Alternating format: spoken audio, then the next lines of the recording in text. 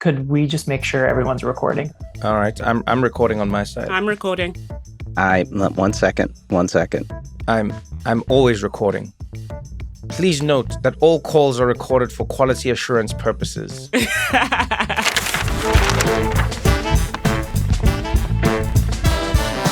This is What Now with Trevor Noah.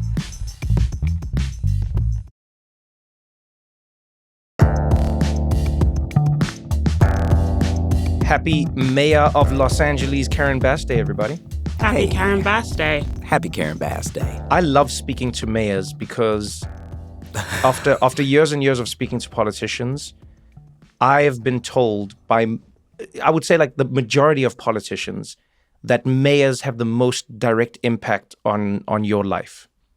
Like if you live in a city, a mayor has more of an impact on your life than the president of your country does. And most people don't think this. Most people are out there in the streets, especially in America. I've noticed like in America, it's all about national politics. Christiana, I feel like of all of us, you have the highest stake in this conversation because you are a resident of Los Angeles. I do. And, I've had some experience with mayors. Boris Johnson was the mayor of London and then became the prime minister. So I have a lot of feelings. I've had the worst mayors. I had de Blasio and Boris Johnson. And Karen, I have no view of it right now because she's currently reigning as the mayor. I want to speak to her about, everything, obviously. But, LA right now, I think one of the big topics, obviously, is homelessness. Yeah. Yeah. I find that people are more angry at homeless people than they are at the situations that make people homeless. For sure. Yeah. Like they make it seem like people leave home, kiss their family, and they're like, all right, honey, I'm off to be homeless. See you soon. Do you know what I mean? And it's like, no one wants to be homeless. Listen, Yeah. You know how you know that nobody... Yeah, you know how you know nobody wants to be homeless? Is because all homeless people try to build homes. Have you ever noticed that? Yep. Yeah.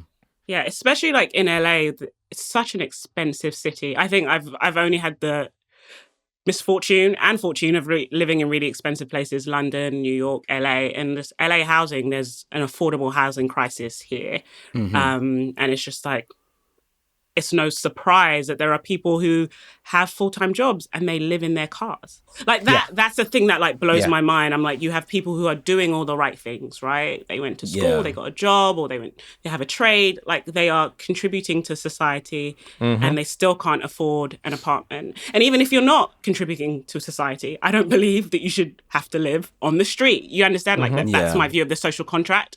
And it's just, LA is terrifyingly expensive.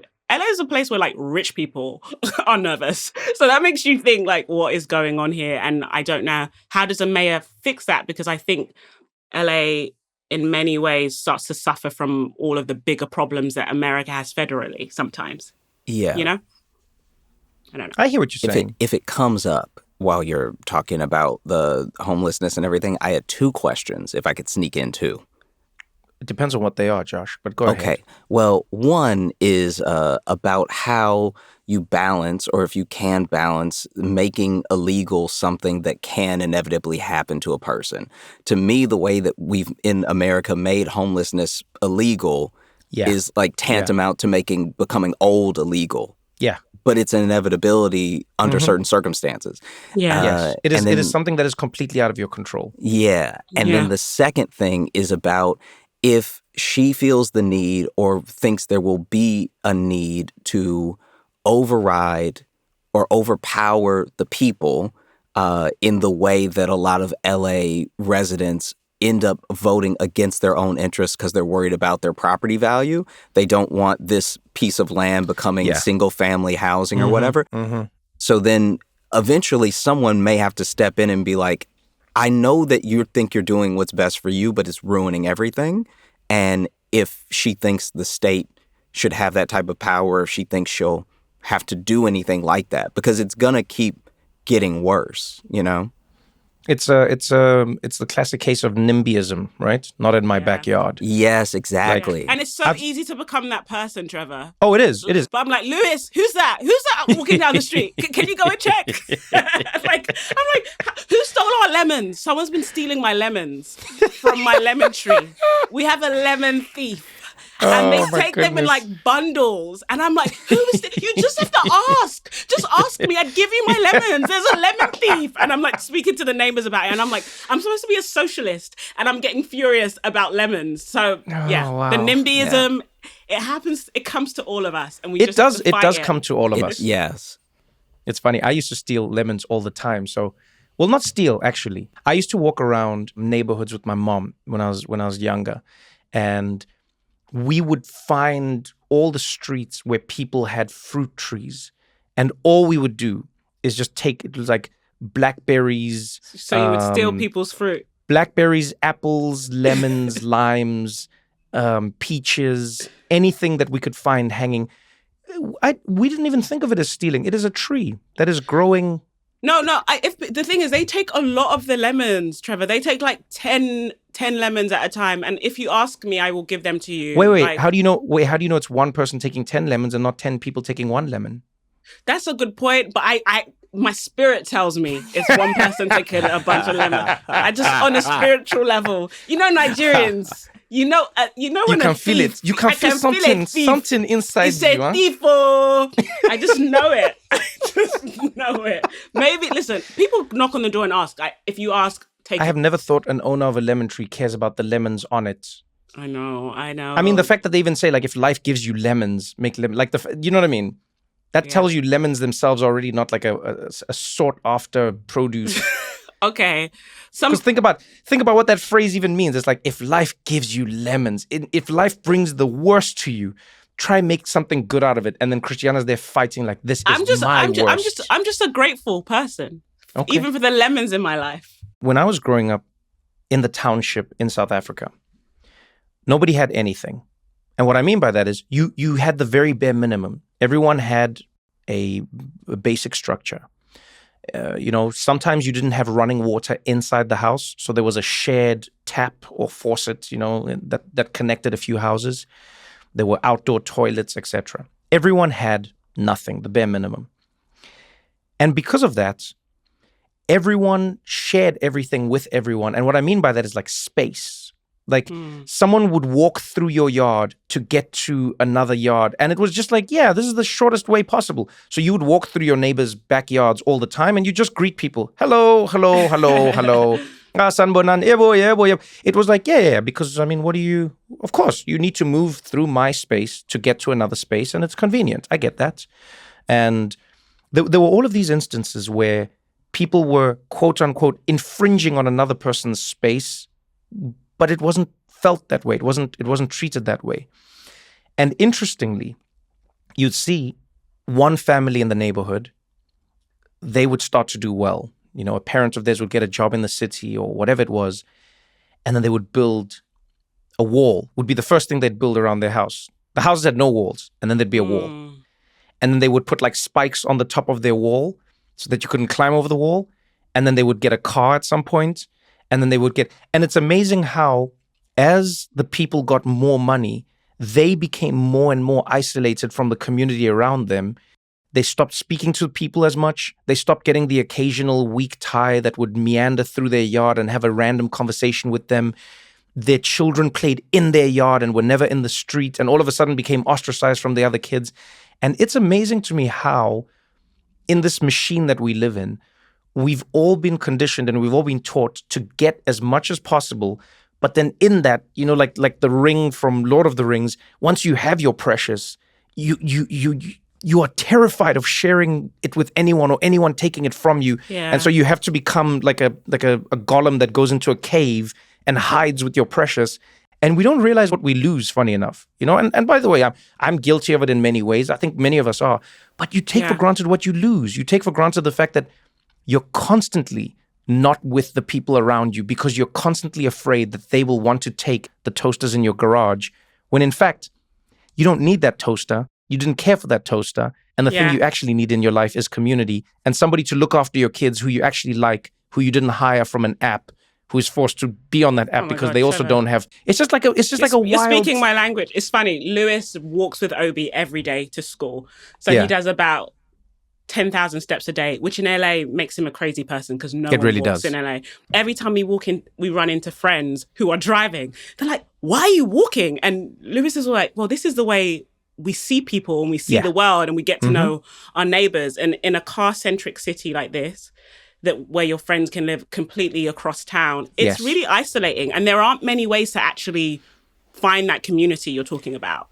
You know what I mean? Because you're always in your car or you're always at work and then you go and buy something from the supermarket and then you come home. Yes. And it's something I've been like, oh, I'm in LA. I know all these people, but I never get to see them. And it's because like everyone's in their own mini fortress. And if you want to go on a date, you have to hire a babysitter through an app who may quit 2 weeks later. Not that happened to me, but maybe it happened to me. Yeah. But yeah, okay. I'm gonna jump. Get ready for the mayor.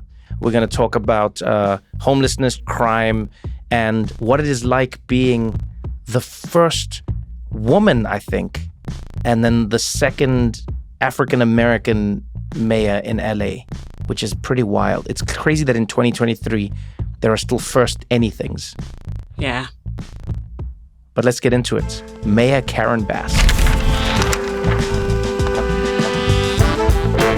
Mr. Trevor Noah. Well. How are you? Good. We're rolling? Well, okay, then we can jump into it. I guess jumping straight into it in the most apt way possible. Congratulations, you just celebrated 1 year Yes. of being the mayor of Los Angeles. Yes, it has been an exhilarating year. It really has. How many moments have you regretted taking the job? You know what? I haven't. You haven't? I really haven't. Not no. even once? No. I don't know if I believe that. No, but I will tell you, though, I wake up some mornings going, I'm the mayor? But no regrets. No. It's a massive job. It is. Being a mayor of any city is a monumental task. Being the mayor of Los Angeles is akin to being, a governor in some places Right, and a that's right. president in other places. This is true. Because of how much your job entails. Let's get into that aspect of it to help me understand, and I think for many people who will be listening to this. What is the mayor of Los Angeles tasked with doing? What is under your scope? What are you capable of doing? What are you not capable of doing? What's the job of mayor? Well, let me give you a couple of examples. Los Angeles is one city in a county of 88 cities. Los Angeles just happens to be largest. A mayor is not in charge of schools. The mayor is in charge of the police department and 44 other city departments, but social services like health care and the jails and other poverty-related programs, I'm not in charge of. So I work in conjunction with the county. Now, the good news for me is that because I've been involved in politics, not just as elected office, but I'm being on the ground as an organizer and activist, I have deep, long-term relationships with everybody on every level. So that has helped me tremendously. It's funny you say not schools particularly. I cannot tell you how many people have said to me, you're speaking to the mayor, talk to her about the schools. Right. Well, talk to her about the schools. I'm happy to talk about them, but I have no authority to govern them. You have no authority over them? No, I do not. Do you think people know what you have authority over and what you don't? No, absolutely not. But I'm going to tell you something, Trevor. This is my third office. I was in the state office and the federal office. People have no idea what any of these offices do. So whenever I have a community meeting, I have to spend the first half hour doing civics. I wonder, who do you think we should blame? That is that schooling? Is that education? Is it? No, I think it's our American culture. In what way? Because Americans are very apolitical and ahistorical. Now, ask somebody about a sports team or a celebrity, and they can tell you everything. Ask them who governs the schools and who takes care of the trash, and I don't know. It's the congressperson. They can tell you exactly how many home runs somebody has hit, but not who's running their neighborhood. That's right. Your journey is, in many ways, it's almost perfectly designed for you to be at this moment in your life. I was reading through your history and through your life, and I mean, it's quite a storied journey. When you were a young girl, your father really, I guess, inspired you, and through the things that he showed you, inspired you to become an activist. Right. You wanted to be part of changing your world. That's not what most kids want. That's not what most kids dream of. What was it about activism that made you think, I want to get involved in that? Well, you know what? I think it was the time period, the historical time period when I grew up, where change was happening all over the country and really all over the world. So it was the civil rights movement. And as a kid, I was watching it on TV with my father. And he would explain to me what the South was like because he was from the South. Right. He was part of that generation that came post-World War II.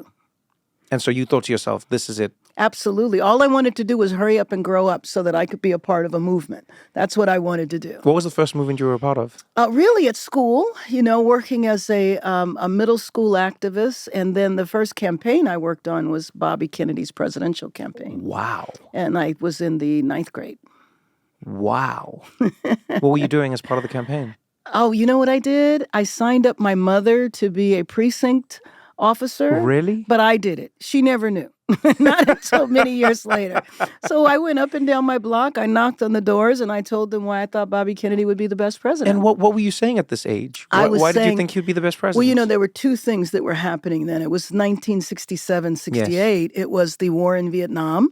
And it was the student movement and the civil rights movement. It was kind of the end of the civil rights movement, the Black Power movement. Yeah. And I was talking about how I thought he would end the war and how I thought he would improve, civil rights. And I was very passionate about it. I believed it very deeply. And then when he was assassinated, my whole world just collapsed because then I really kind of lost faith and said, Martin Luther King was killed. Right. Kennedy was killed, and activists were being killed every day. Student activists, Black Panthers, there were always these murders. And so that made me really kind of, for a few years, kind of lose a little hope. So I left the country when I graduated high school. I was 17. I had never been anywhere. My family had never been on an airplane. But I worked through school, and I graduated on Thursday, and I left the country on Tuesday and didn't know what the heck I was doing. Where did you go? I went to London. And woke up the next day in a hostel going, what did I just do? But fortunately, I brought a round-trip ticket. But because I thought I was leaving. I'm done. You thought you were gone forever? Yeah, I did. What brought you back then? Well, fortunately, I had a round-trip ticket. Right. But when I was over there, people were protesting to free Angela Davis. And I knew Angela Davis. I met her because she was a teacher at UCLA. And I used to ride my bicycle to UCLA and sit in her classes.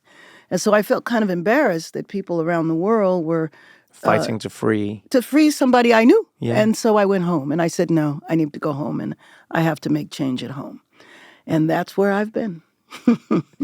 Making change is a task that I think oftentimes sounds a lot easier than it is. Because I think many people want to make change. Most people do not want to put the work in for that change to actually take place. Yeah, that's true. If I say to an activist, what is the hardest part of being an activist? They will say to me, it's realizing how slow change actually is. On the ground, how slow it actually is. People talk about Karen Bass before she was Karen Bass working in state office or on a federal level or as mayor. Everyone says you were connected to the people. Right. You had this affinity for the people, for what was happening on the ground. I guess my question is two parts. One, do you think that has led to, or that has been part of the reason you've been able to be successful politically?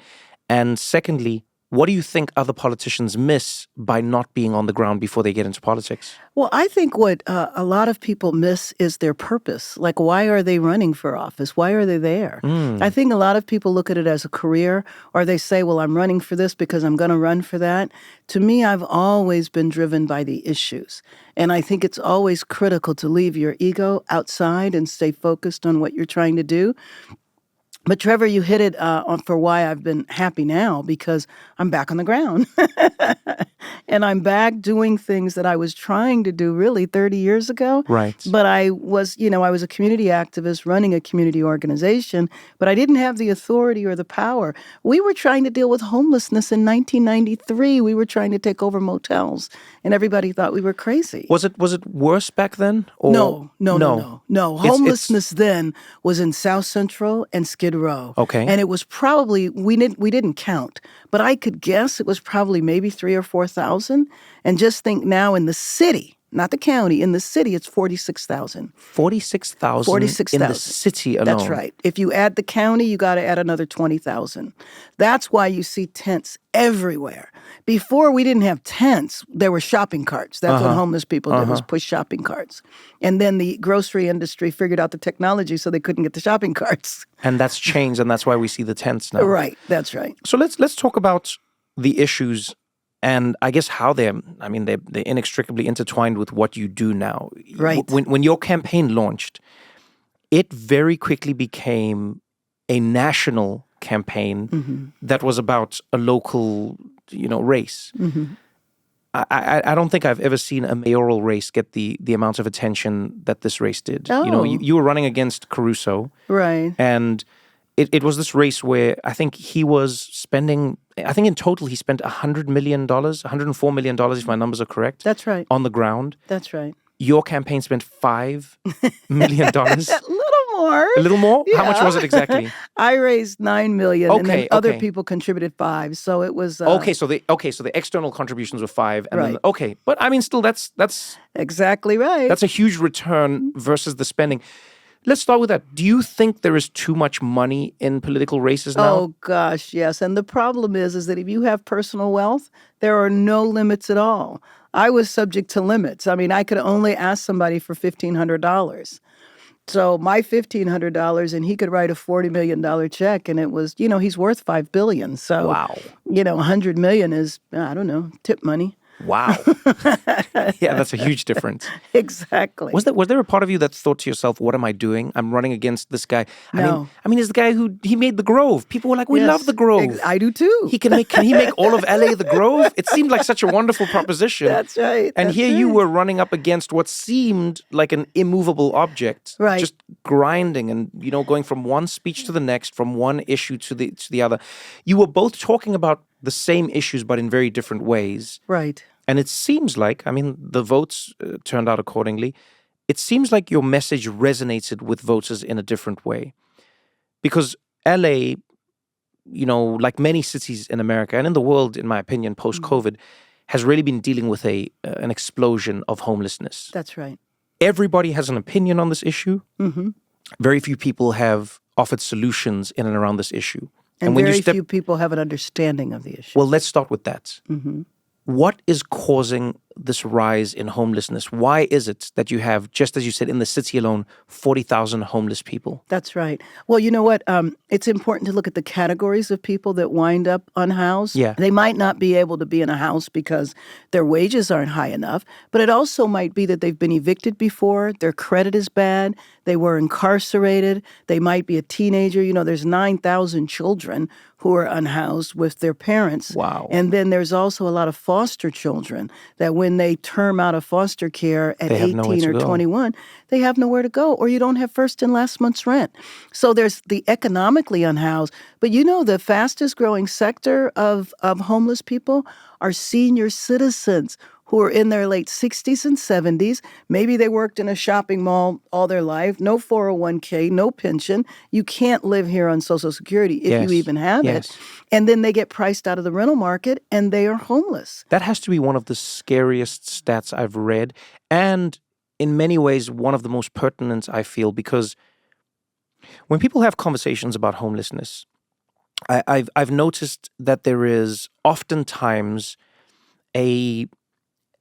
it's almost like a resentment that people have towards the homeless themselves. Well, because they believe that they're homeless because of their own fault or bad decisions. Right. But they don't look at the circumstances. That says something about a situation that's larger than just like people who want to take drugs and not live anywhere. Exactly. And that is a common viewpoint, that everybody who is unhoused is either a drug addict or mentally ill. Mm-hmm. And of course, that does comprise some people. But if I was out on the street for a couple of weeks, I can't tell you I wouldn't use drugs, and I can't tell you that my mental health wouldn't be compromised. Right. A lot of times it's the chicken and egg. You know how some people get addicted?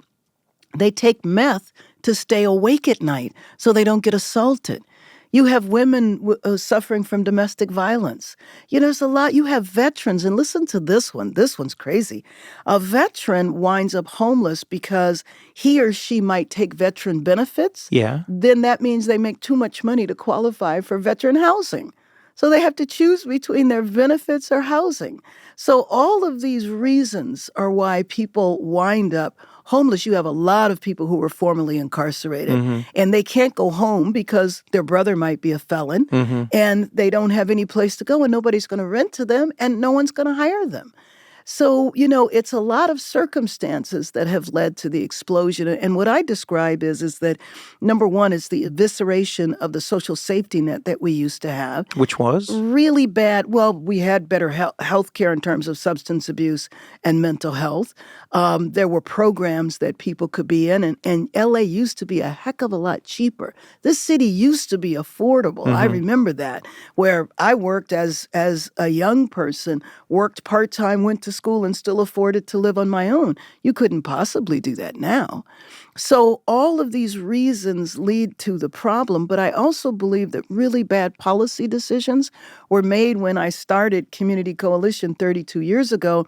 That's when it was the war on drugs and all the laws. Instead of helping people with addiction by drug treatment, we just locked everybody up. And then now, 30 years later, we're letting them all out to the street. So the reason why I ran, because I was perfectly happy in Congress. You know that. You interviewed me. I told you how much I loved Africa. That was my big thing. It was a hard decision to leave. But I was so afraid that if he won, that we were going to have flashbacks to 1990s and we were going to start criminalizing the very people because people get so angry. That's why it was so important for me to win and to prove that the problem was solvable by getting people out of the tents and into motels. We're going to continue this conversation right after this short break.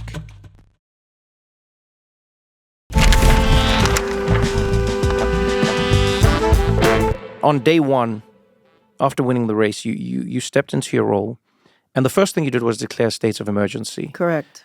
Now, as I understand, that gives you a breadth of power that you don't necessarily normally have. Right. And it enabled you to do things that you felt needed to be done immediately. Right. One of those, which was controversial, and I understand why, is you wanted to get as many people off the streets and into hotels. Help me understand this and help the listeners understand this concept of taking people who don't have homes, unhoused people, homeless people, and then putting them into hotels. Whose hotels are these? Who's paying for the hotels? And why is that even considered a part of a solution? Sure. Well, the interesting thing was because we all went through COVID, that's exactly what happened in COVID.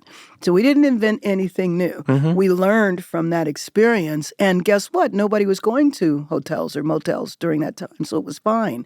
So we're not putting people up in the Four Seasons. We're putting people up in the Snooty Fox. I mean, in motels that are in the community. And I think that the motel owners that didn't want anything to do with us years ago realized this was a pretty good deal. They didn't have to rent their rooms by the day or in some places by the hour. They didn't have to do that. They had guaranteed customers, guaranteed tenants all month because we try to rent out the entire motel. And then we contract as the city with a community-based organization. They provide the meals and the social services. So people aren't just left there on their own. They have counseling, they have services, and they have 3 meals. Is this a viable long-term solution? No. Okay. Because in my head, I don't think putting people in a hotel forever seems like it's gonna work long-term. No. Even just as on a cost level. Right. I think it's going to work for a few years, but we are also fast-tracking the building of housing. So that's the big problem here in L.A., is that for so many years, the no-growth or slow-growth movement restricted building housing. And so we didn't build the housing that we need. For example, the state has required us to build 500,000 units of housing in the next 10 years. Now, I don't know how we're going to make that happen, but literally we're required to do that, and we will be fined if we do not accomplish that. And so is this a number that is based on how the population is projected to grow? Exactly, and also what the population's needs are now. So, for example, there's a lot of people who are not considered homeless, but there's 3 families living in a 1-bedroom apartment. And I consider that homeless, unless they choose to live like that, and not too many people do. Right. They're living like that because they need 3 paychecks in order to pay the rent. Why is the rent so high? Because there is a severe shortage of housing. So because the no-growth and slow-growth movements were so successful all up and down California, the state legislature got tired of the Nimbyism on a local level, started passing a lot of state laws to preempt the blocking of building. And then what I was able to do, especially after declaring a state of emergency, it did give me the extra power so I could cut through the red tape to say, let's fast forward building. So that's what I'm doing. Now, we're putting people in motels, but we're also fast tracking the building. And that 500,000 units, I'm referring to all types of housing, not just housing for the poorest in our city. Do you think that the homeless issue that we're seeing, particularly in urban areas and particularly in democratic strongholds, is a problem that is, in many ways, I feel like it could be a problem that is seen as a failing of the whole party if it isn't worked on. Because, the Democratic Party for so long has said, we are the party of the people on the ground, and where the Republicans have said, hey, we're about business and we're about, tax breaks, et cetera, But if you have democratic cities that have high homeless populations, it seems like the promise is failing. It seems like, the allure of the idea isn't what it's supposed to be. Do you feel like there's an extra weight on you as a mayor of Los Angeles to prop up, one of the legs of the Democratic Party's table? No, I don't feel that, but I feel incredible pressure in order to get this problem solved. Pressure Absolutely. from the people? Well, it's internal pressure. I mean, this is why I'm doing this. This is why I ran. This is why I've loved my first year, because nothing gives me more pleasure than to go out to the tents where the people are, to talk to them, and then to see them 3 days later in a motel or a week later. I remember this one woman who said she was taking showers all day long because she was so happy that she could take a shower. Oh, wow. There's things like that that make it extremely rewarding. How many people have you moved, by the way? In our program of Inside Safe, it's been, and that's where we're getting you in a tent and moving you into a motel. Okay. It's been close to 2,000.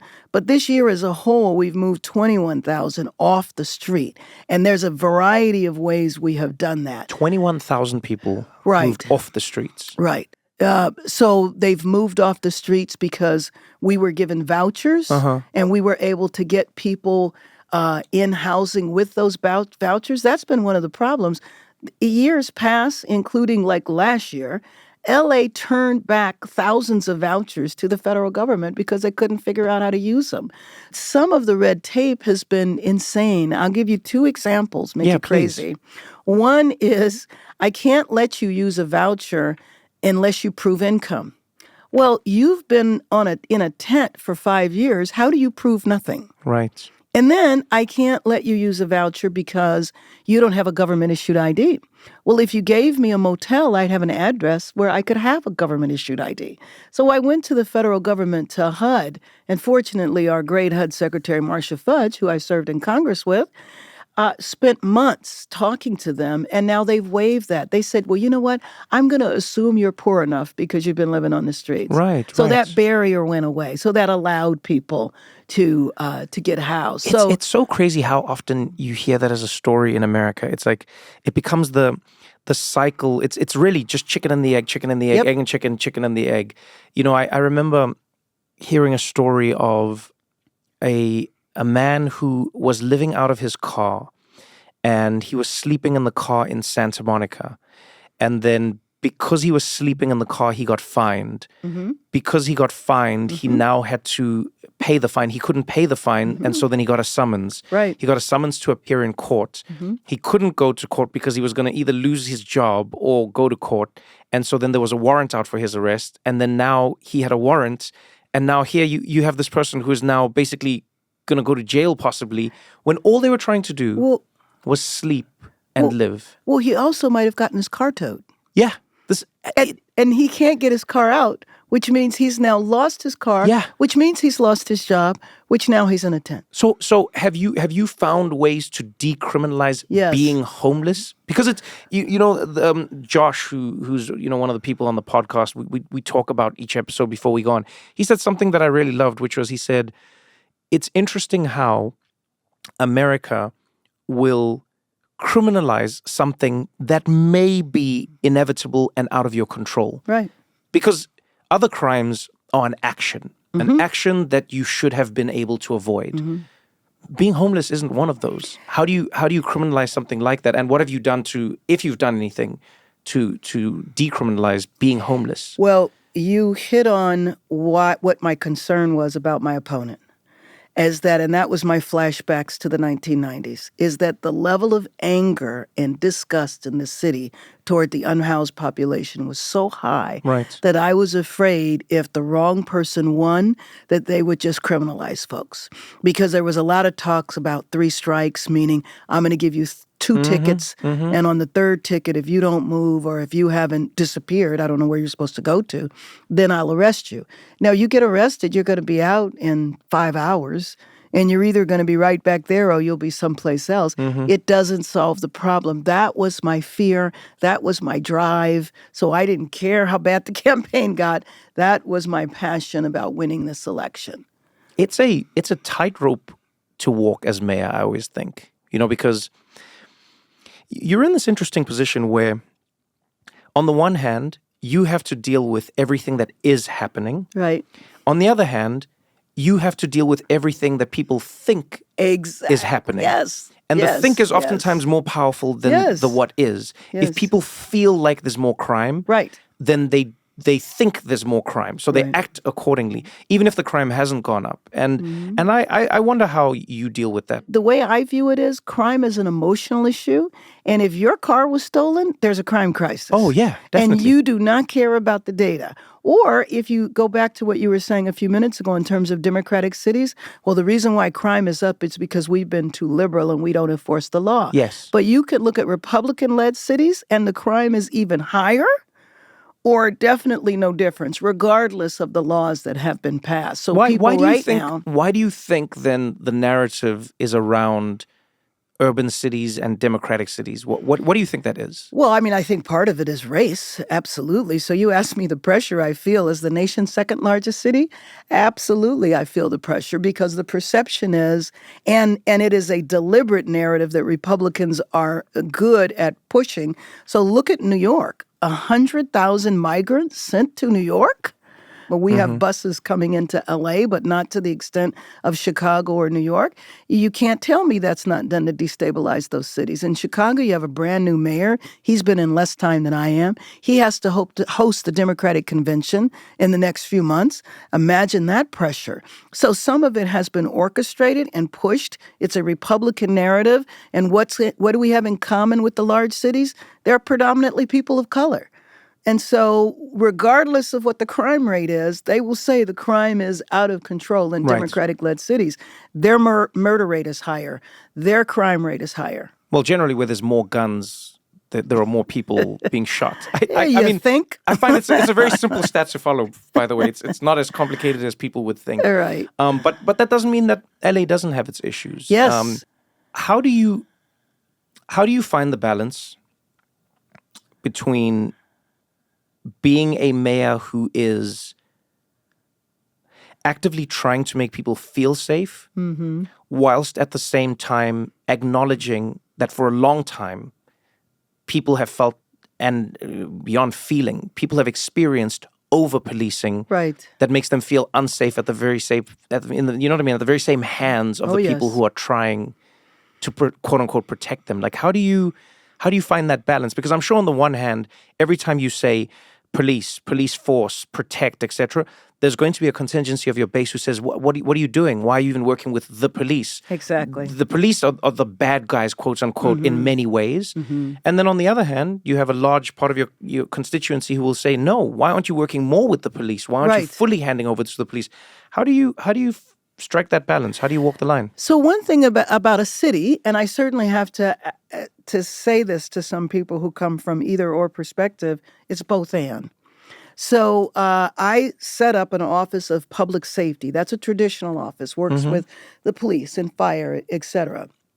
But I also set up an office of community safety, which is not looking at law enforcement-driven solutions. So I have always been about how do you prevent crime?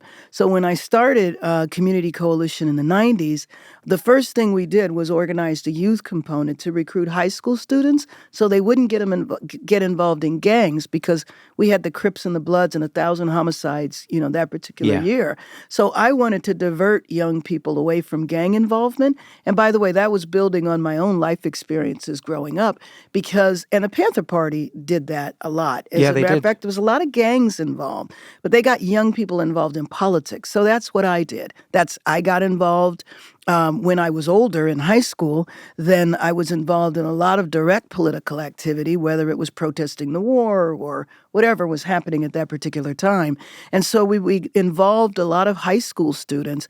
And I have to tell you that 2 of those high school students are working for me, heading up the homeless effort, the street outreach. Wow. And they are now in their mid-40s. That is amazing. Exactly. That's actually amazing. Do you think that the government, both large and small, has done a terrible job of reaching out to people? Because it's interesting you talk about the gangs. I've always said, and I've always been fascinated by how gangs do the very thing that governments say they are unable to do, and that is reach out to every youth and make sure that they feel involved. Right. There is no gang that ever says, you can't get to the kids. There's no gang that ever says, we can't get them involved. They're not interested. Right. They go out there, they have outreach. They really just try and connect with people. And I mean, it's towards, a violent cause, unfortunately. Right.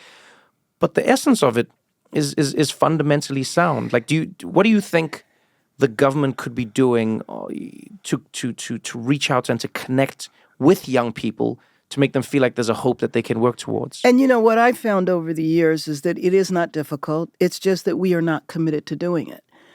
Because what we did is we provided a safe alternative for gangs. What a lot of people who are drawn to gangs, a lot of young people are, it's a surrogate family. It's doing what you described. It's providing you protection. It might be providing you an income. It's providing you all of these things in a negative way. Right. Well, if you provided those things in a positive way, people would not get involved. But as a society, we refuse to invest in long-term solutions. We always invest in law enforcement and suppression activities, but we will not address root causes. That's why I started the organization in the 90s. That's why we started the youth component. And I'm happy to say that 30-some years later, now it's been about 3 or 4 cohorts, almost generations of young people who graduate out of that program and they become involved in some way in their communities. Now they're all over the country. And we've tracked them and stayed connected to them. And now that program, that model has been replicated around the country. But I do not find it to be difficult. I find that we just refuse to invest the resources. When you talk about enjoying an exhilarating year of being mayor, I wonder what your most frustrating moments have been. I know you're a very positive person. Yeah. But I'd love to know what you wish you could have done more of, or what you wish you could have done. Like, are there aspects of your job where you go, I wish I could do this, but I can't? Every day. But I will tell you, I wished I knew what I know now about the bureaucracy, and I'm afraid that there's so much more I don't know. So in other words, I gave you two crazy examples, 3 if you include the veterans who don't qualify. Right, the vouchers. But there's a lot of internal bureaucracy that is just done because it's always been done. And that's one thing, that's one statement that makes me crazy. We do it this way because we've always done it this way. Well, how's that working out for you? 46,000 people on the street.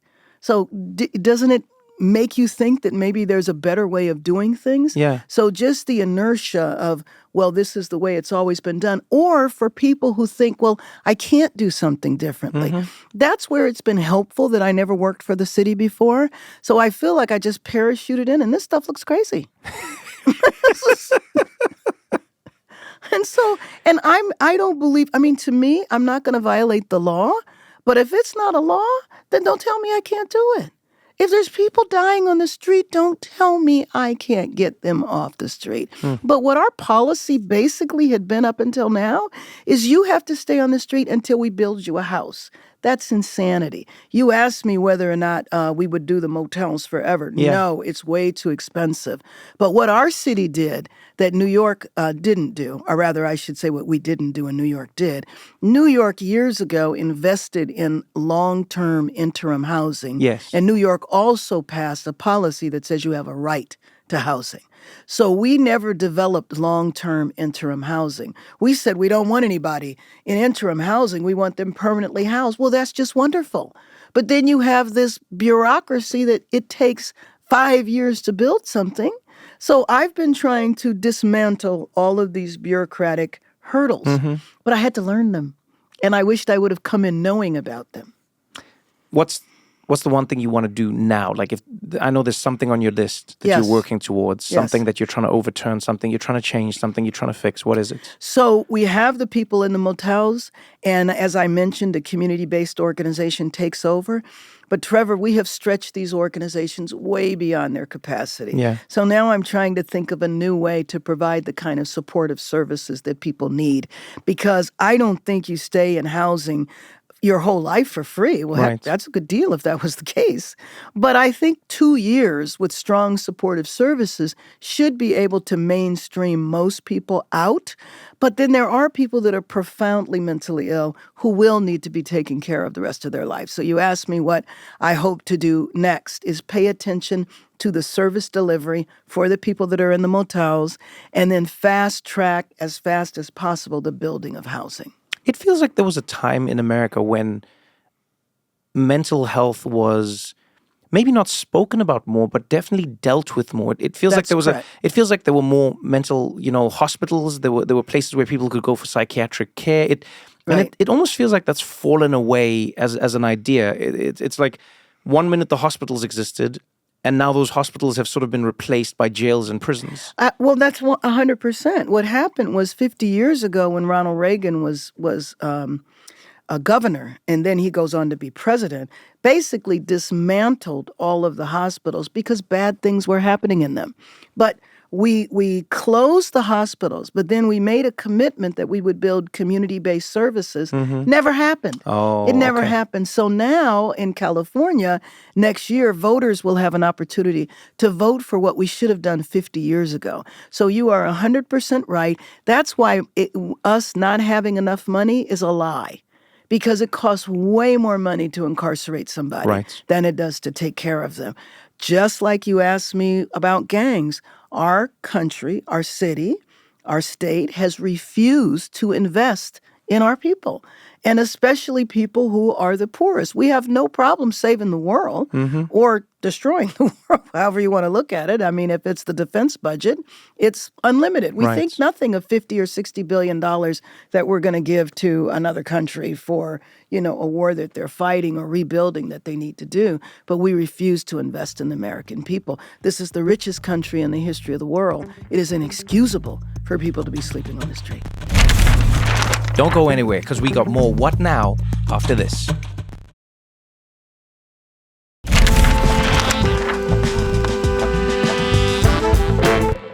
If there was one part of your job that you could include, like one thing that you currently don't have under your umbrella, but you wish you did, what would it be? What would Health. you love to work on? Health.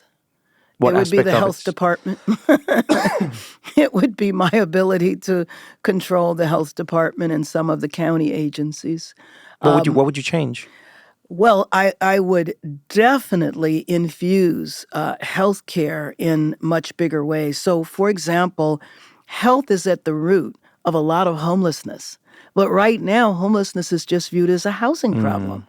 And the disconnect, because, my background, by the way, I have a lot of lives. One of my other lives was working in the emergency room. Yes. As a nurse and all Right. that, PA nurse. And so I do not understand, it does not compute to me that you don't see the relationship between health and homelessness. I met a woman in a temporary housing who became homeless because she had cancer. So she was sick. She didn't understand why she was sick. She kept missing work. She got fired. She went to the doctor, discovered she had cancer. She didn't have health care either. Oh, no. So she wound up living in her car, and then she lost her car, and then she wound up living on the street. And I met her as she was on the mend. She was in a temporary housing. So a lot of health conditions out there. Everybody thinks about substance abuse and mental health. Yeah. But I've seen diabetes. I've seen heart disease. I've seen high blood pressure. I've seen a lot of different health issues. Especially living in a country where people cannot afford to get sick. Right. That's one of the biggest things I've noticed people terrified of in America. When I speak to random people, when I listen to stories, people will say, my greatest fear is that I will get sick in this country because the first thing I need to do is go see a doctor.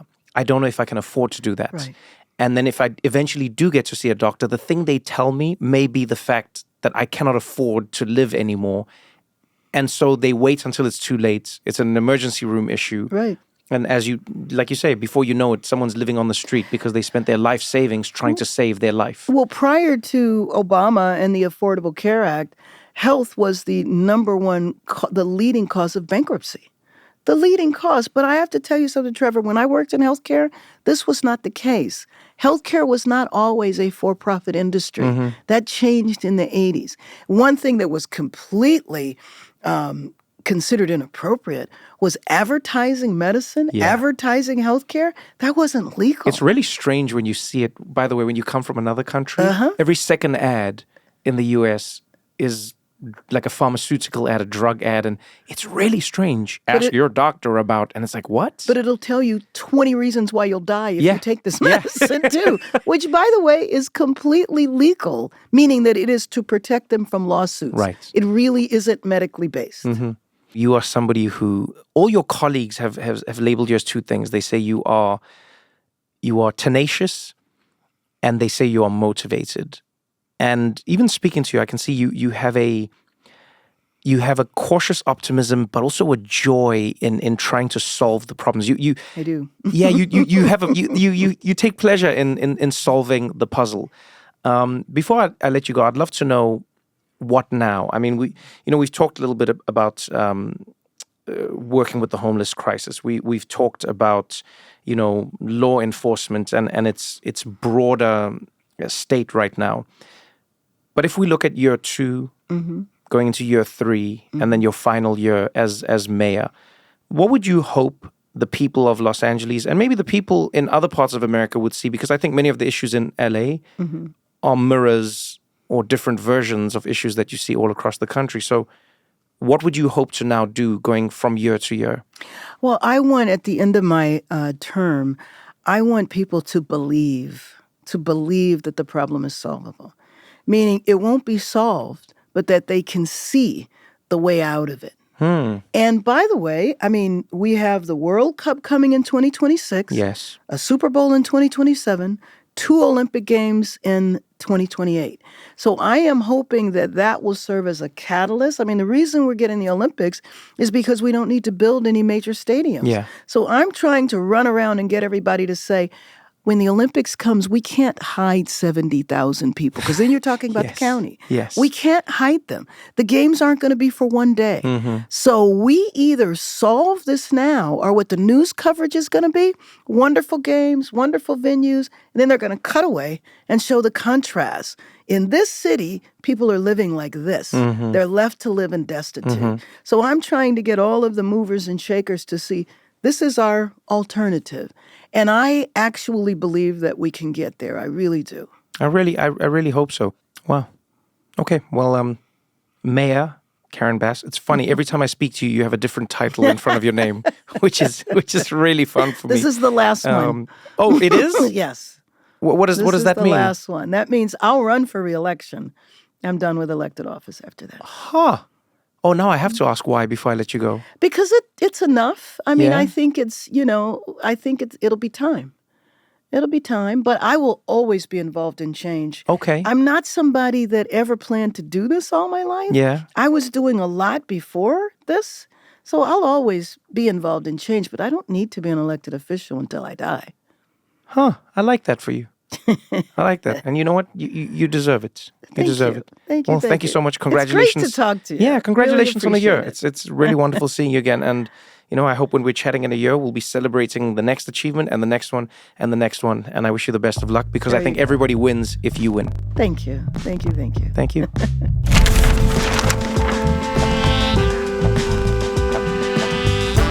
What Now with Trevor Noah is produced by Spotify Studios in partnership with Day Zero Productions, Fullwell 73, and Odyssey's Pineapple Street Studios. The show is executive produced by Trevor Noah, Ben Winston, Jenna Weiss-Berman, and Barry Finkel. Produced by Emmanuel Hapsis and Marina Henke. Music mixing and mastering by Hannes Brown.